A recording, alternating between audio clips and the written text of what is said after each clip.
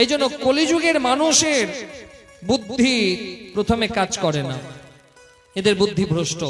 যে কেন ধর্মের কাজে এদের অগ্রগতি পাবেন না। দেখবেন নিয়ম আছে, ধর্মের কাজে যদি কে দুজন আগায় তাকে 8 জন বাধা দেওয়ার চেষ্টা করবে। গ্রামে যখন কোনো ধর্ম অনুষ্ঠান হবে, কীর্তন বা ভাগবত বা গীতা পাঠ হবে, কেউ যদি অগ্রসর হয় তাকে পেছন টানার লোক অনেক হবে। আজও দেখবেন যে ধর্মের নামে যদি সাহায্য চাইতে যাওয়া হয়, আজও অনেক বাড়ি থেকে 2 টাকা 1 টাকা দেয়া হয়, কিন্তু হিন্দি গান অর্কেস্ট্রার জন্য যদি কেউ যাবে পকেট থেকে 500 টাকার নোট দিয়ে দিবে, তাতে কোনো কষ্ট হবে না। কিন্তু ধর্মের নামে যখন সাহায্য চাইতে যাবে তখন এখনো 2 টাকা 5 টাকা ধর্মের নামে দান করে। তো মানুষের নিয়ম দেখবেন, যখন কোনো ধর্মের কাজে টাকা দান করতে হবে পকেটে হাত ভরবে আর পকেটের মধ্যে খুঁজবে হাত দিয়ে ছোট কয়েন কোনটা আছে ভগবানকে দেব।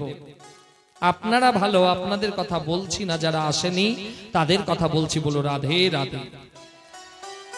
দেখবেন আপনি যে আপনি মন্দিরে যান, পকেটে হাত ভরবেন, আপনাদের কথা বলছি না, বোঝানোর জন্য বলার চেষ্টা করছি। পকেটে হাত ভরবেন, পকেটে খোঁজাখুঁজি চলবে, যেটা সব থেকে ছোট কয়েন মনে হবে হ্যাঁ এটা বোধহয় 1 টাকা আছে, সেটা আপনি মন্দিরের দান পেটিতে দিয়ে দেবেন।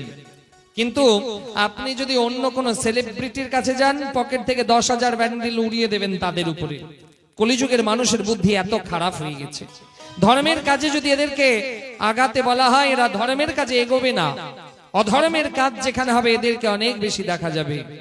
আজকে দেখবেন যেখানে গোবিন্দের কথা হচ্ছে এখানে মানুষের উপস্থিতি অনেক কম হবে, কিন্তু আবার এখানে ডিজে বক্সে যদি এই শিলাকে জাবানি বাজানো হতো তাহলে প্রচুর লোকের সমাগম হয়ে যেত। কলিযুগের মানুষের বুদ্ধি এতটাই ভ্রষ্ট হয়ে গেছে, আর আমরাও সেই অধর্মের পথে অগ্রসর হচ্ছি। মনে রাখবেন, কেউ কাজে দেবে না। সময় যখন আসবে কেউ কাজে দেবে না। ছেলে বউ পাড়া প্রতিবেশী, যখন আপনি মরবেন আপনার নিজের বউ বাড়ির দরজা অবধি যাবে, তার বেশি যেতে পারবে না। পাড়া প্রতিবেশী শ্মশান অবধি যাবে, তার বেশি যাবে না। নিজের ছেলে মুখাগ্নি পর্যন্ত যাবে, তার বেশি যাবে না। সেই ছেলে মুখাগ্নি করে যখন বাড়িতে আসবে, শ্রাদ্ধ হওয়ার পরেই আপনার জমি সম্পত্তি সব ভাগ হয়ে যাবে।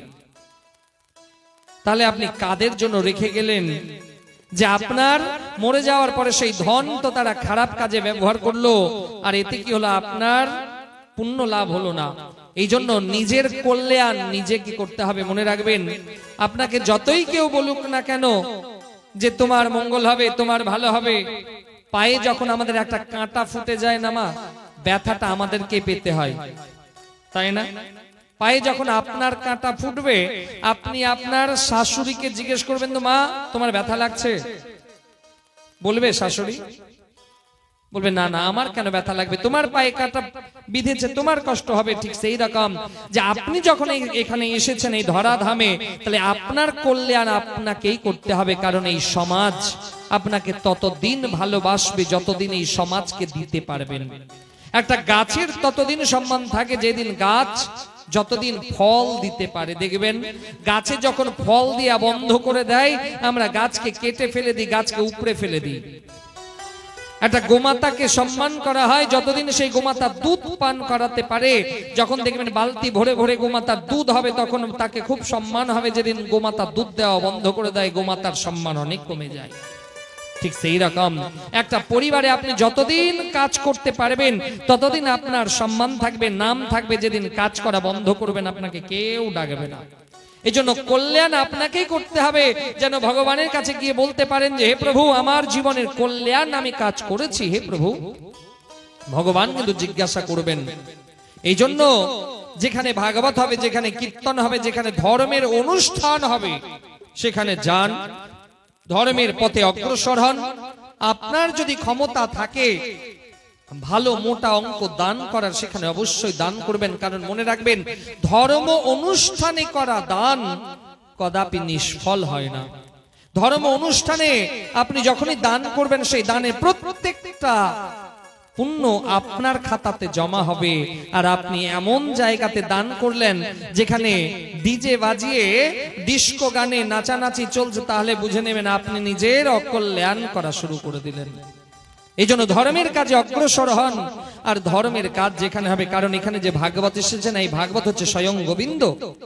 আর ওই যে যেখানে ভাগবত হয় এখানে তো দেখলাম না, কিন্তু অনেক জায়গাতে দেখি অনেক বয়স্ক বয়স্ক মানুষকে যেখানে ভাগবত হবে তারা সেখানে শ্রোতাদের বসার জন্য নিজে আসন পেতে দেয়। অনেকজনকে দেখেছি নিজে ঝাঁটা দিয়ে সেই জায়গাকে ঝাড় দিয়ে পরিষ্কার করে, বলছে কেন, যে এতটুকু পুণ্য যদি আমার খাতায় জমা হয় তাহলে সেটাই আমার কাছে অনেক বেশি।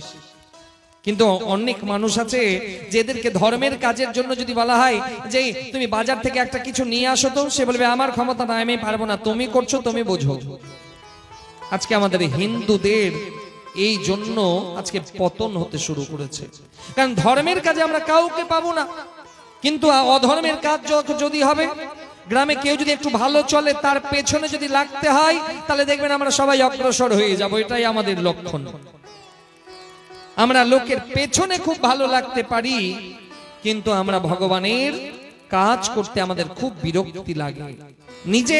নিজের বাড়ির জন্য যদি কোনো কাজ করতে হয় আমরা 10 দিন 10টা জায়গাতে ঘুরে বেড়াবো, কিন্তু ভগবানের জন্য একদিনও আমাদের সময় হবে না।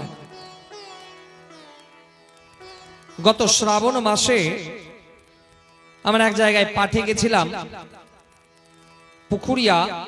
সেই জায়গাতে খুব অবাক হয়ে গেছিলাম, বয়স্ক মা, আর সেই সময় রোদ ছিল চরম। তারা সন্ধ্যার সময় বলতো আজকে মহারাজ অনেক দূর থেকে ভিক্ষা করে নিয়ে আসলাম।